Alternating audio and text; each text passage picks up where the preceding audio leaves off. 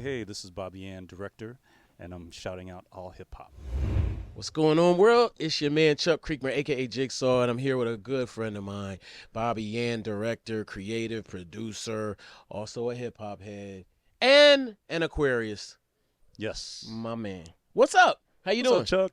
Yeah, This is like a full circle moment because yeah. Chuck and I have I've been. never interviewed you before. No, Holy no. crap! We've known each other. I'm behind the scenes, so Right. I'm on your side of the Listen, video side. I'm From just gonna back in the say day. this: we're not doing the behind the scenes thing anymore Yeah, we're for not. you. We're not. Yeah. Okay? Okay. So we're going to put you front and center for a little bit because you are one of the most, well, for us, revered because of who you are, but you're in demand now because of what you do. Directing movies, in particular now, a Christmas movie, which is a whole genre right now, that they, so big that they started releasing it after the election because people were like kind of messed up after the election. So they use Christmas movies to bring the mood up. So Mhm. talk about your latest project. Sure. My new project is on Lifetime Networks. It's Mm-hmm. a Christmas movie called A Very Merry Beauty Salon. It stars the amazing Tia Mowry, as well as the homie Ron Rico Lee, which is basically a reunion of sorts from them being on Sister Sister like 25 years ago or something like that. So Mm-hmm. it's great. It's a Yeah. great movie. Just released this past Saturday, and so at this time of viewing, whenever this comes out, you can find it on Lifetime Network, on the app, as well as on the linear cable I'm channel. definitely gonna watch it because I'm trying. It's a specific mind state you have to be in. So I'm admittedly into more serious, like very serious movies. Thrillers basically is my hmm favorite genre. Well, I got that for you too, but still. Okay, all right. But I'll say this: in times like this, it's good to have something to coast, something to. I think for all of us, and I'm gonna shout out the Tia and also Michael Chin, Adam Shepard, the execs. The goal was to create like um, and as they call it, an homage to black women and hair. Oh, That's why it's called a okay. Very Merry Beauty Salon, Yeah. and also just capturing the spirit of sisterhood, Mm-hmm. uh, unity and love. And I think the goal of that, with that in mind, of all of our heads coming together, and then doing that type of Christmas film, Mm-hmm. is what makes it special Yeah. because it's a feel good movie. It's for the fans. Mm-hmm. Mm-hmm. It's very audience driven. It's fan. What do you call it? Fanfare? I don't know what you call it. The word is it's for the fans that want to see them together. Yeah, I Rodrigo got you. and Tia. Mm-hmm. So it's a feel good movie, but it's also a positive portrayal of relationships, sisterhood, black love. Mm-hmm. I myself as a director, I'm a big proponent of real stories, Yeah. truth, positive images, Mm-hmm. culture. I do things for the culture. Mm-hmm. And that comes back to me from my hip hop roots. Yep. So I think this movie naturally caters to my goals as a director. Yeah. So I think this Nice, film nice. follows that. So I'm very proud of it. How was it working with Tia? I mean, she's so Tia dope. Mowry is a consummate professional. She Yeah. is literally, she's a queen. She's a professional top to bottom. That's all I Mm-hmm. can say. She's Yeah. amazing. She knows her stuff. Yeah. She's a professional actress. She's a philanthropist. She's an Mm-hmm. entrepreneur. And I think the film shows that. Right. Because she's the executive producer. This is her third film in a 3 picture deal with Lifetime. Okay. So I'm really happy that I was able to help her, go out with a bang. Nice. So Nice. shouts to Tia Mowry. Yeah. Thank you for choosing me. That's what's up. That's awesome. Um, how has the response been? Just found out from Tia's cousin. Shout out to Jerome. That it's the number one movie on Lifetime Yeah. for ratings. So, congrats. Yeah, Yeah. Nah. Shout yeah. out. No, that's At this dope. moment, At still this got some other moment, movies coming out, and no, then shouts that to the that other counts. movies. But Yeah. yeah, No, so that currently counts. we are the number one movie on Lifetime. Number So one. number We one have to. ratings. We Yeah. have to put that on our hip hop as a lead news story or something. Because hip hop move. I mean, hip hop. Christmas movies is a genre. It's its own thing now. Like there's to me, as I look at the landscape of movies, these movies it seems like they just whoosh, they just kind of descend. Do you believe me, or do you agree with me? Descend. Like they, it's like it seems like there's a. It's kind of like horror. You know how horror used to be like there would be like three: Freddy, Jason, and Michael Myers. Hmm. And but now we have like a whole influx of like horror as a genre Yeah, yeah. beyond even on the line of I, thriller. yeah, I believe that it's the waves of what people watch is a testament to the society that we're in right now, Okay. right? So I think right now, Christmas movies over the last what 10, well, really, it's never really gone away. Right. It's but particularly now with the fact that there's so many media outlets, you can watch things on your phone. Mhm. People need escapism. Christmas is an escapism, Mhm. right? Yeah. So, and also if you look at the numbers and the audience, it's a lot of women, right? It's a lot of non-white women, black women, and other people watching. But if you look at it, you can really get a sense of where we are right now in Right. terms of the needs of the audience, Mhm. right? I think Mhm. that for us in media, even with music, even with hip hop, to see who your audience, a rapper should know who their audience is, Yeah. Yeah. right? Just like Absolutely. a TV network like Lifetime should know who their audience is, or Tubi, whoever it is. They Yeah. know their audience. They know who they're catering to. Right. So I think the fact that there's an influx of Christmas movies all around, from Lifetime to BET to everywhere else, it shows that's the taste, Right. Right. right? And every year it's a big moneymaker for them. So every Mhm. year you're going to see more. Yeah. True. True. It's all my little future filmmakers out there. Write a Christmas film. You never Yeah. know, you could sell it. Right. And Okay. make it good. Yeah. Just make it good. Make We're it gonna talk good. about that, but yeah. Talk about your new film. You have one coming up. Yes, my next project, which is a total 360 from this one, 180. Mhm. It's a thriller horror, and it's coming out on Tubi. It's a Tubi original. It's called Sugar Mama. Okay. That one's coming out January 3rd on Okay. Tubi. It's Tubi original. Really proud of that one. That one I would call it's Fatal Attraction meets Get Out. That's how I like to Okay. describe it. And when you see it, you'll see why I said that. Okay. So I think Okay. you're gonna love it. I I think the can't wait. audience is gonna love it. I know Tubi has expressed their excitement over it. So I'm really excited. The actors in it are amazing. It stars Latarsha Rose. You probably don't know that name, but you probably seen the face. Okay. And I'm really excited to have a film starring her. She's amazing in it, Mhm. as well as Jabri Hodges, Jabri Hodges. Sorry, Mhm. he's I guess kind of more up and coming, but he's in a lot of things. He's in an upcoming CBS um, soap opera coming out, Mhm. all black cast soap opera called Behind the Gates or something, Oh, Beyond the Gates. okay. I think so. He's one of the co-stars of that show. So Okay.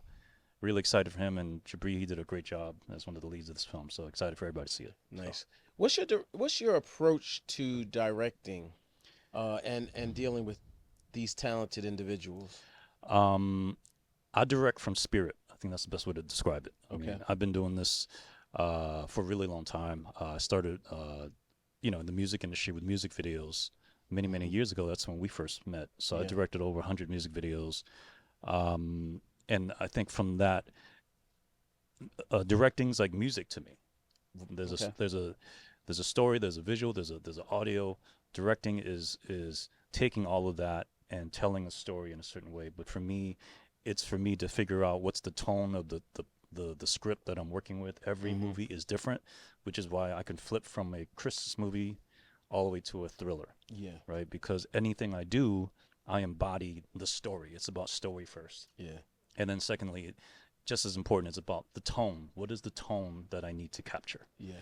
And whatever that tone is, that's what I sink into that very deeply.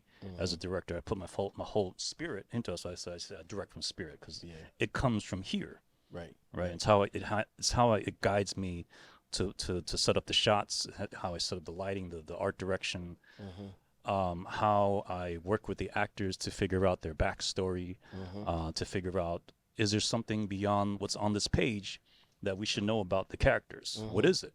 What have you gone through? What have I gone through? Let's talk about it and figure out how do we make what's on the page come alive, and maybe even embellish it to be better than what's on the page. A lot Mhm. of times, that's what a good director brings to the table. They can take Mhm. anything and make it better. Yeah. That's the job of a director. That's the craft of a true director, I think, which is my goal, to be one of the top true directors out there doing their thing. Nice, nice. Um, Let me ask you some. Well, before I ask you those questions, talk a little bit. You have the video music box Oh yeah, hoodie yeah, on. yeah. Shout So out to Uncle shouts to Ralph. Ralph and Uncle Yeah. Ralph, Kevin Lawrence, everybody. I call myself VMB family. Ralph was one of the first people back in the day when I was like 17, 18.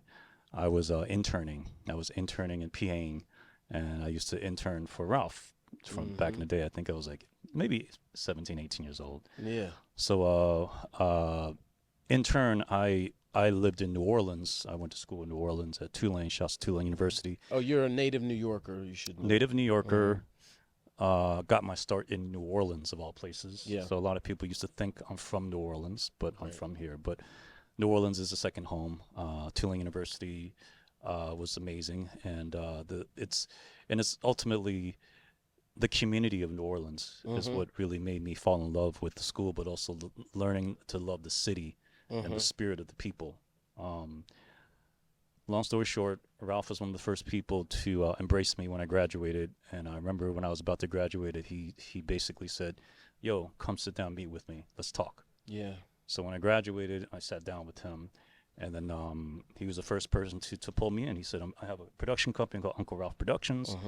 I want you to work with me." So he kind of signed me to Uncle Ralph Productions. Yeah. And at that point, by that time, I'd already done like maybe a few videos. So it was me finding my way, because I had always known at age 14 that I was going to be a filmmaker. Okay. I'd always knew. So it was my calling, Nice. you know. So yeah. So shouts to Ralph McDaniels, who I Yeah. grew up watching. I think we Yeah. all did, Yeah. right? And I'll say this: I don't think hip hop today would be where it is if it wasn't for Video Music Box. I know that sounds like a big No, statement, fair. No, no, no, but no. you That's got to not think an about the understatement. fact that Video Music Box pushed hip hop music for other outlets to play them, like an MTV. Yeah. They pushed it. Absolutely. Without that, and other shows back in the day, you know, many who I give much respect to, but I particularly give Video Music Box, as it was the first proponent, the first outlet for many people, and it was a huge influence. It was the trickle that started it all. And it's still going to this day. Still going to this day, yes. Yeah, definitely. Let's go into your music. You know, the music videos that you've directed in New Orleans, because that's like really impactful, and some of the others too. Well, New Orleans, the first music video I ever worked on was for Master P. It was called No More Tears.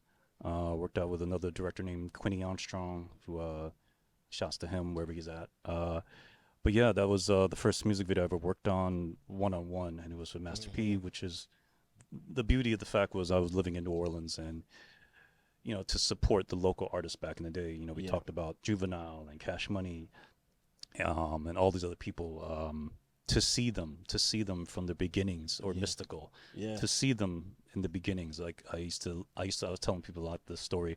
I used to eat lunch with Mystical, college days. His name was Michael. He used to sneak in because his cousin worked on my show. Okay. So I used to sneak into the lunchroom, and there he would be sitting right over there, and he was like, "It's Michael," and it was Mystical. Did he have the hair? He had the hair. Yeah. He did. He had the braids. Yeah. Even back then. But then he became who he was, and I was there and blessed to see the growth of so many people, especially in New Orleans at that time, from Mystical, from Master P to Juvenile to Lil Wayne, so I had a show in New Orleans called Hip Hop Half Hour. That's also kind of how Ralph knew me, and I modeled my show. It was a music video show, kind of modeled it after Video Music Box. Yeah. So what I would do is I would come during the summers and record interviews with everybody from New York. Yeah. So I had Biggie, I had you name it. I had Wow. everybody, and I would That's put them crazy. on the air in New Orleans to show. So the people in New Orleans had access to artists that some of them never even got on MTV yet. Right. But they were on Video Music Box, but they were also on my show in New Orleans. Wow. So I know Lil Wayne was one of our original viewers. He would call in every week and give shout outs on the air. Lil Wayne used to watch our show.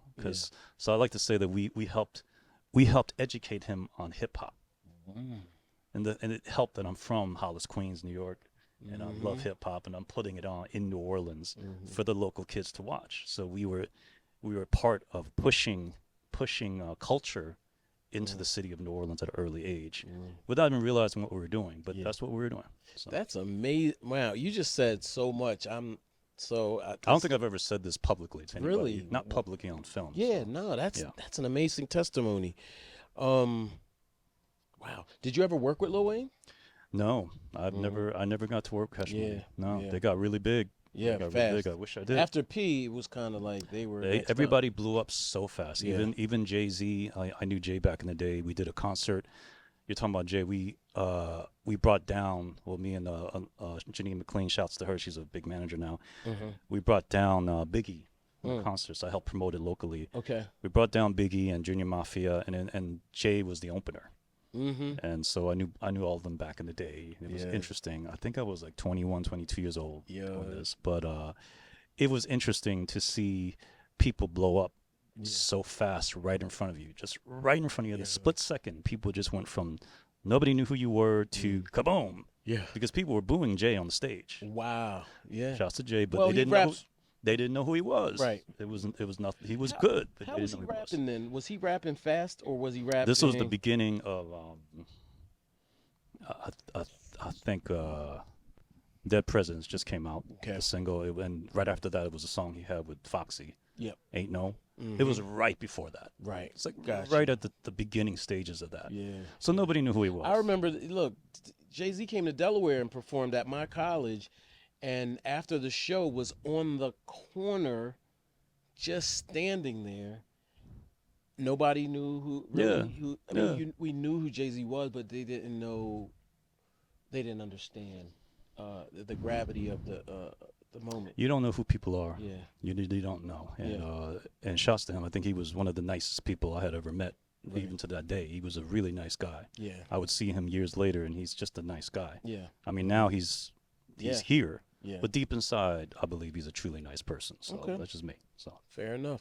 How you mentioned Big and interviewing him. That's also something that's first of all crazy because I've never met Big, but I did see him live once. But interviewing him, that is kind of crazy. Just drop that in the interview too. Like, did you have an extensive interview? Was it short? We did. Maybe like 3 interviews with him over the years. Really? I did the first one with him inside that's a whole nother story. One day I'll show you the footage. But we was in a club, a dark, dingy, tight club. Back in the day, I was the kid with the video camera. Yeah. I mean, if anybody remembers me from back in the day, I was the Asian kid with the video camera at every single hip-hop event back in the 90s. That was me. And I was just running around with my camera. In New York City? In New York City. That's crazy. Everywhere.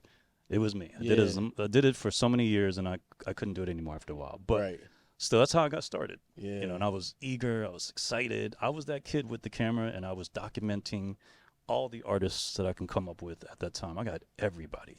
Like, everybody. Amazing. I mean, the pinnacle of me was getting Stevie Wonder on the show. I got Stevie Wonder. I got Tia Mowry, one of my favorite artists. I have footage of Tia Mowry that no one's ever seen, that never even aired. Like long interviews with her. Really? Oh yeah. One day I'll find it. Rest in peace. But yeah, I think Biggie was great. He was. I mean, with me, he was shy from what I remember. He didn't say much one-on-one, but on the camera, he talked. Yeah. He talked. Right. Yeah. That's amazing. Has hip hop played a role in you well, I mean, obviously from a director standpoint, it's the work has flowed into the movies, but are there any other parts that might?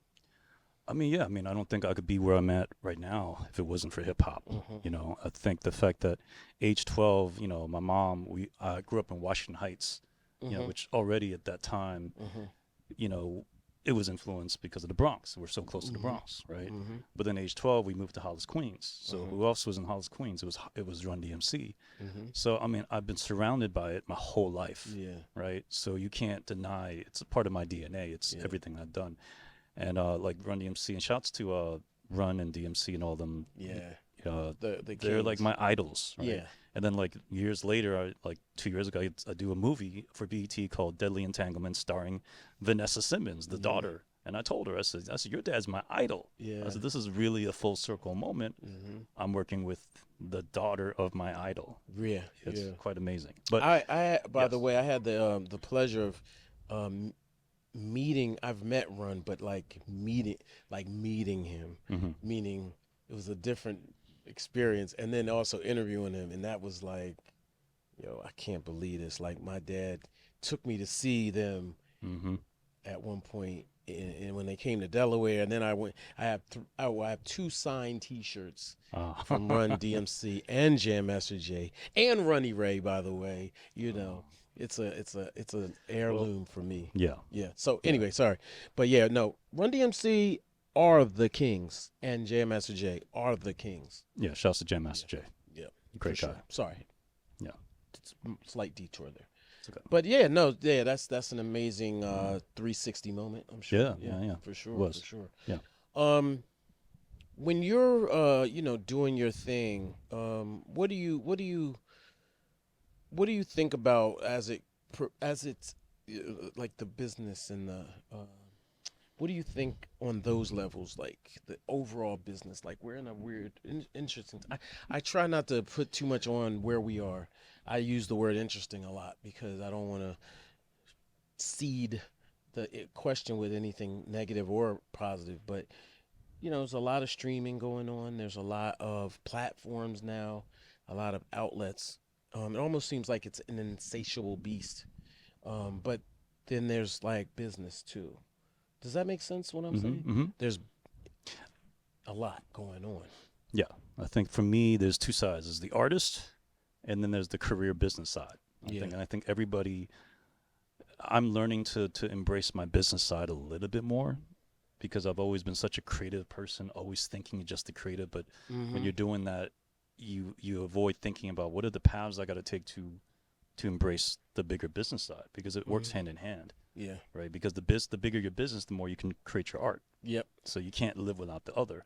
So Mm-hmm. you have to harness both, and you should be fully aware. I think all artists and also filmmakers, I say, because we're all the same. Music artists, filmmakers, we're kind of the same in some ways. We're creatives. Mm-hmm. Mm-hmm. We should always understand the bigger picture of the industry that you're in. Right. So do the research, do the studies, look at what's going on around you, Mm-hmm. and build the relation. And I think the biggest thing um, is building the relationships that you need that support you through the years. Right? Yeah. Building relationships that grow, that keep you in your business. Mm-hmm. So Yeah. I think we should learn from successful businessmen Mm-hmm. that are doing their thing and understand how they did it, Mm-hmm. and then we should take that and implement it into our own worlds. Yeah. Right. So another thing I'll say that in this time and place that we're living in, there's a lot of things going against working against us, right? And I don't mean to say that from a victim standpoint. What I'm saying is the art and especially hip hop culture, and I relate that even to me as a filmmaker, it's never going to die. Mm-hmm. But sometimes you must go inward and study yourself to understand what type of stories are you trying to tell, what type of music are you trying to make, Mm-hmm. what are you trying to leave a lasting influence on in the world. So I think that's kind of what I think about for me. Yeah. What do I want to say? What can I implement into my stories that I choose to direct as well as write and direct myself Mm-hmm. for future generations? Because for me, it is about that. Yeah. It is about generational, stories that we're Mhm. telling. And I'll say this: people like Ralph, right, and all the other video outlets, video shows, mine and including others that know me. We are archivers. We're archivers of culture. Mhm. You are as well. You're an Mhm. archiver of culture. One day, years later, 50 years from now, they're going to look back on when you started in the 2000s and anywhere else, and you're documenting culture. Mm-hmm. And hip hop culture is Black history, Mhm. modern Black history, Latino history, modern New York history, and Cali history. It's the local history of each city and state that has unique music. St. Yeah. Louis, Memphis, anywhere, Houston, Yeah. New Orleans. What we're doing is archiving it, and it's important Yep. to respect it and respect the journalists. You're a journalist. I'm a creative journalist of some ways, Yeah. right? we must respect that what we're doing and understand that you're doing this for a purpose. Yeah, absolutely. Right? Respect the journalism behind this, especially to keep the culture, which is never going to go away, even though it's been attacked and tried to be co-opted all this over and over again. Yeah. We see it all the time. Yeah. But it can't diminish the essence, the spirit of what's in there. That light never goes away. I agree. Right? So I totally that's how I agree. see it. Yeah. Okay. What's here's a fun question. What's your favorite movie? Do the Right Thing. Oh yeah? Yeah. Okay. Why? And then Blade Runner. I know it sounds Oh, yeah. weird. It's so No, it's too dichotomous. No. I think There- because wait. yeah. Those are Yeah. Those are two of my favorite movies too, for different reasons. different reasons. Spike Yeah. Lee was one of my biggest influences to be a filmmaker. Mm-hmm. As a New York kid, raised in the hood, because I was an Asian kid raised in the hood, and to see someone from Brooklyn do his thing, it sparked something in me. Yeah. Because before that, what do you see? You see nothing but European directors Yeah. and white directors that I couldn't relate to at that time. Being a local kid from New York City, it wasn't around my spectrum. Right. To see someone that I could relate to, it's like, oh my God, he's creating amazing art. Yeah. Or even School Days for that matter. Yeah. Right? School Days. So I think that's what triggered in me, like, oh, this is something I could do. Right. I was able to see beyond my environment that I lived in as a kid living in New York. Right. Right? Yeah. So it sparked something in me. Blade Runner, I love Ridley Scott just because of the visuals. I think it was just, I'm a visual person. I draw, I paint, but then now I just put all that into movies. Yeah. It's like painting a picture for me. Right.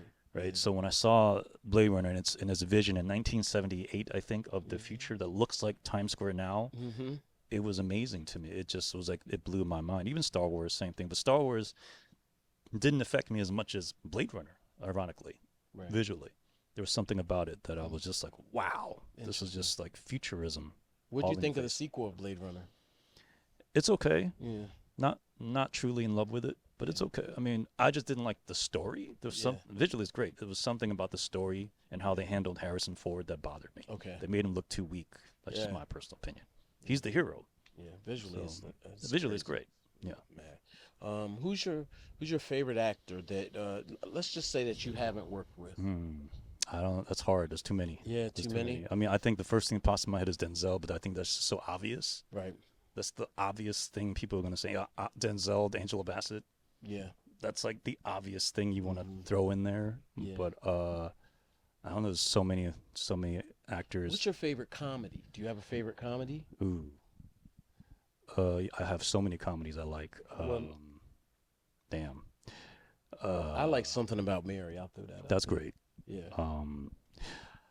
I'm weird. I'll take back to Mel Brooks. Okay. I'm a big Mel Brooks fan. Okay. I don't know why. I really like High Anxiety. Have you ever seen High Anxiety? It's a satire on Psycho and all these other movies. Okay. I can watch that movie over and over and over again. Okay. And still laugh, and I don't know why. I might have to watch. Oh, and also Galaxy Quest. I can watch that movie over and over and over. I don't know why. I just love that movie. Okay. Yeah. You want to hear one of mine? Yeah. A movie called Which Way Is Up, featuring Richard Pryor. Ah, okay. Have you seen it? I don't remember it. Okay. You should. Wait, wasn't that who directed that? I don't know who Look it up. directed That might be Michael. I don't know. I'm not sure who directed it, but it was We need to definitely the look and see who prototype directed that. Yeah. for Eddie and Martin.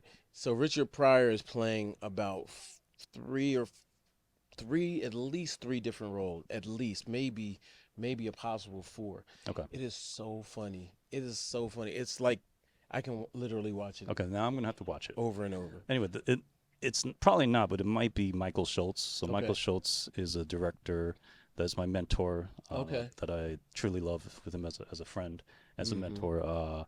He directed Crush Groove. Shout He out to directed Last Dragon. I don't know if he think I've directed Which met- Way Is Up. I'm not sure. I need to look that up. Yeah. I know he did Car Wash and quite a few other amazing movies. He did Disorderlies. Can the production team look up Michael Schultz and see if, please, But please, still, production. Joe Budden does that a lot. Look it up. Shouts to Michael Schultz. He's still directing. Yeah. He's working on Found and All American, and he has been absolutely instrumental to my career to get me to where I'm at right now. So he Michael directed. Schultz, shout So out to you. your favorite movie is directed by my mentor. Mike. How's that? Michael Schultz. I'm gonna have to How's find that? That's you. amazing. I haven't seen it, so Yeah. I feel embarrassed, but I will watch it. Shoot. Yeah. I'm I had a feeling. I remember that. I was like, wait a minute. Yeah. He Coolie did High Coolie High. too? That's his biggest. Yeah. Coolie High. Sorry. Coolie High. How could I forget that? You're a special My mind guy. goes to Crush Groove and Last Dragon, but Right. Coolie High, yes. I believe I've met him because of The Last Dragon. Now, I'm not sure. Yes. But I've met a lot of people. He is the man behind Last Dragon, Yeah. besides the writer and Mr. Motown, Barry Gordy. So, yeah. Awesome. Now, we talked about Run DMC, but I'm not going to let you get out of here without getting your top 5 dead or alive. Oh, rappers? MC. Yes, rappers, MCs. Rakim, Okay. probably number 1. Okay. Met Rakim, love Rakim. If Rakim sees this, love you to death. Yeah. Such one of the best human beings I ever met was Rakim. Nice. And one of the nicest people I've ever met. Yeah, he's cool. Yeah, who I didn't think was going to be so nice. He's so nice. Biggie. Okay. Who else? This is hard. Coogee Rap. Coogee Rap, yeah. Tupac. I think that's number 4. I don't know if I'm ordering it right. I don't know. Just people. order Big neither. Daddy Kane. That's Big it. Daddy Kane, shout out Those to are my Kane. top 5. I'm old school. Your top 5 can't be beat, I don't think. Those are the people I like. I don't think. Those are the people that I came up growing up Yeah. loving. Definitely. Yo, that's so crazy, man. I learned some stuff about you in this interview. You did? Yeah, I did. Okay. He knows me very well. Yeah. We're like awesome. big nerds. Yeah, definitely. This is my Comic-Con crew. We right do here. Comic-Con every year. Yes. Maybe we miss a year or It's- so. another thing people don't know, I'm a video game fanatic. Yeah. That's Yo, my do thing. No you one do- knows that about me. But Are you I'm a streamer yet? No, I don't stream. Start streaming. I don't Get have your time money. to stream. No time to You stream. have time to play video games? That's my personal joy. But you just turn That's on the my TV, turn on the thing, and then just let it go. Maybe. That's my personal joy to do that. Okay, start. It's also where I get stories from. You learn Really? story. Video games are great storytelling Yeah. tools. I like story-driven video games. I'm not a Call of Duty player. That's Right. not me. I'm not a competitive online player. That's why it's not worthwhile to stream that. It's better to be a streamer if you do competitive online gaming. That's cool. I see. Fortnite, Yeah. Call of Duty, whatever, Helldivers 2, whatever you guys are doing. Yeah. That's cool, but that's not me. Gotcha. So, what's your favorite video game of all time? Of all time. So this could be Pac-Man. Metal Gear Solid Okay. and Last of Us, those two. Last of From Us. storytelling, cinematics. Yeah, from a cinematic quality, Metal Gear Solid 1 was ahead of its time. Okay. It looked like a movie. It felt like a movie. Okay. Last of Us, for its emotional content, Okay. it was emotionally compelling. I've never played a game that pulled me in on such a level that I was fully absorbed by a character and I'm playing and I'm feeling for the characters. I know there's games before that did that, but that one encapsulated it even more. Yeah. And You it's a movie. Or I remember show. someone telling me years ago that they were playing Final Fantasy VII. They were crying, Really? and I haven't finished playing that. Okay. Don't laugh at me. I'm not really a Final Fantasy person. Okay. But I was laughing at them. I was like, really? You were crying at that? Really? And then I'm playing Last of Us like, this is emotional. Oh, my God. So That's funny. Okay. Favorite video from a directorial standpoint that you have not directed? Favorite, the best directed movie that you didn't direct? oh, movie. I mean, I'm sorry, Music rap video? video. Rap video. Rap video? Rap video. Oh, wow. I'll just say there's two directors I love the most. I love Francis Lawrence. Okay. He ended up doing all the Hunger Games movies, Okay. but I like him as a music video director. Really? He's amazing. Oh. He did some of the best music videos I've ever seen. Okay. And he was also cinematic. Yeah. Then Hype Williams. Of course. I mean, no one was not influenced by Hype Williams as a director. None of us. And I think he came from music video days Really? too. I didn't know that. Yeah, we're all connected in some ways. We all came from. This is the source. Right.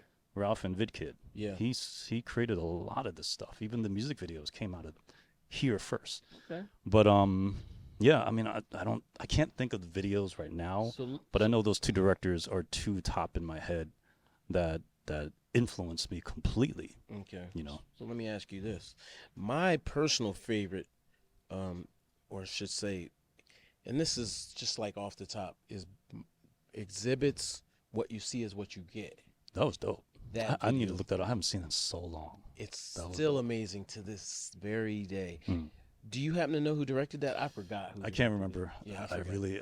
But whoever directed it, shout out to you, because that was an I incredible. don't know if that's like Dave Myers. I don't remember. I'm not sure. It I don't know. wasn't quite a one take video, but it was Yeah. almost like a one take Okay. video. So yeah, Okay. dope video. Yeah, but there's so many music videos I love. Like Yeah, amazing videos. I mean, yeah, that blew my mind. And it's funny now till today. Since I left music, so I was doing music videos till I think 2017, right? And I left cold turkey. I just stopped. I said, no, it's time to do film, movies. This is what you're supposed to do. I stopped cold turkey. I just said, no, I'm not doing. I really meant it. I never did another one since 2017. And it's weird for me to look at music videos now. I just look at them differently. But then here and there's a music video that I watched that just blows my mind. Yeah. And I said, well, kudos to the director whoever did that. Like, there's some really amazing music videos, but then there's some really just generic music videos. Stuff that it's when you get to the point when you're doing music videos and you feel like you're doing something generic, then I knew, like, for me, I'm like, oh, it's time to go. Right. I can't expand anymore, because what I did with music videos was every job was a practice of movie making. Every job was a practice of a lighting technique, a camera move, storytelling. I had a lot of stories in my music videos, a lot. I was always telling a story. Even the first music videos I did was movie-ish, you know, because this is what I'm meant to do. Yeah. So that was always my goal, was to practice filmmaking, and I give much love to music videos for allowing me the blessing to practice, you know, music videos. But again, also preserving culture.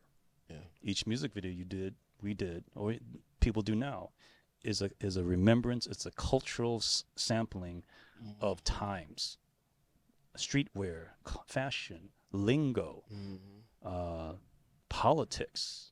That's what music videos are. That's what hip hop is. At every single moment, every single year, every single new trend, it's what hip hop is. Yeah.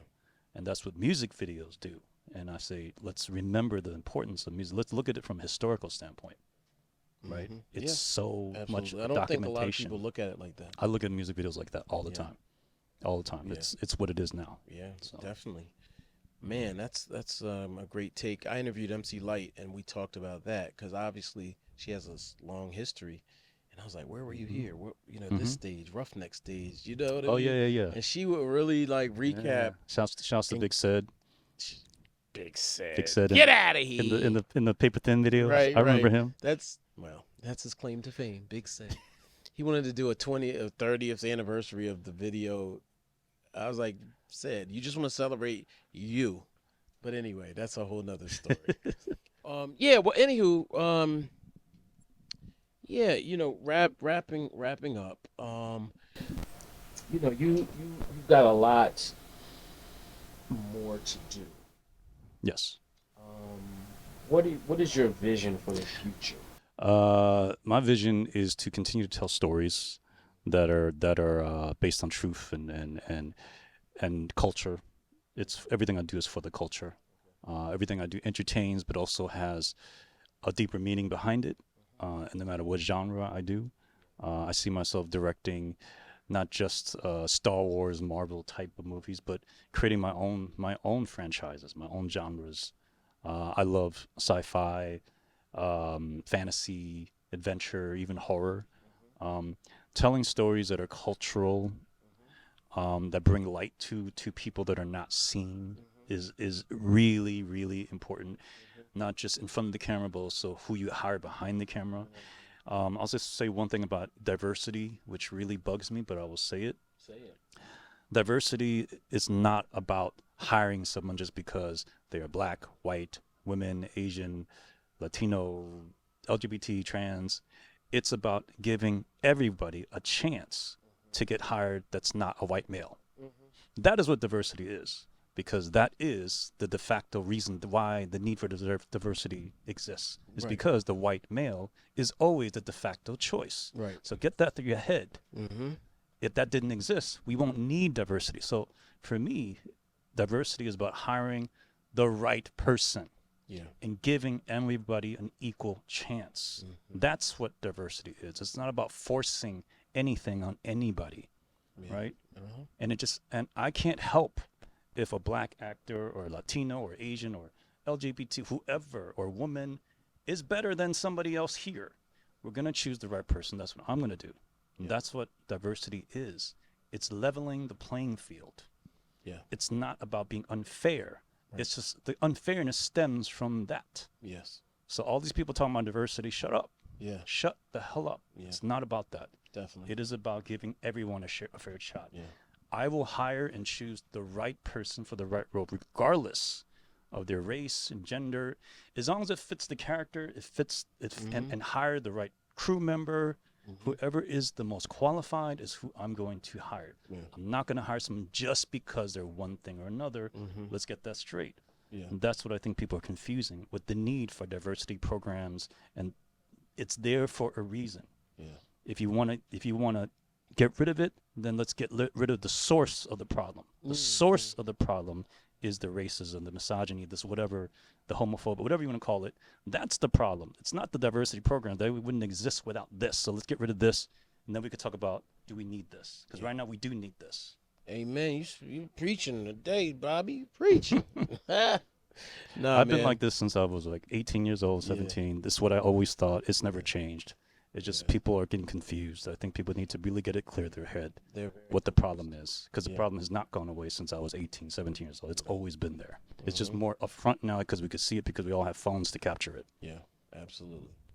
Well, thank you for coming here to One World Studios. Thank you for sitting with myself, AllHipHop. You know what I mean? Shouts to AllHipHop.